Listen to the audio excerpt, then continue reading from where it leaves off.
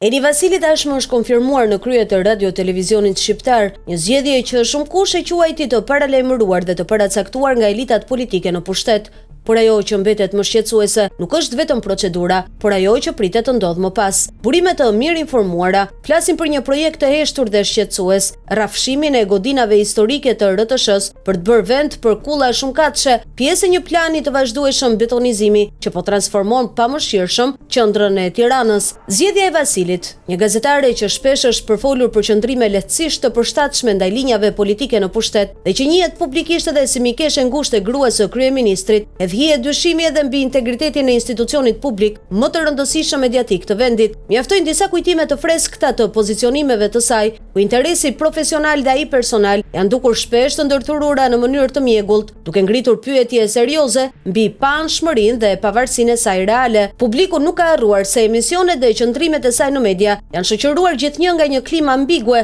ku zëri kritik është shfaqur dhe është zbehur sipas nevojave të momentit politik. Kjo qasje krijon shqetësimin e lishëm se RTS mund të jetë i pambrojtur përballë presioneve dhe projekteve të fuqishme, veçanërisht në një kohë kur prona publike dhe trashëgimia kulturore janë vënë shpesh në rrezik nga interesat private. A do ta mbrojë zonja Vasili integritetin e RTS-s dhe trashëgiminë e tij historike, apo integriteti i saj moral dhe profesional do të jetë sërish subjekti i diskutimit, kësaj radhe me pasoja më dramatike dhe të pakthyeshme për Tiranën dhe kulturën e saj?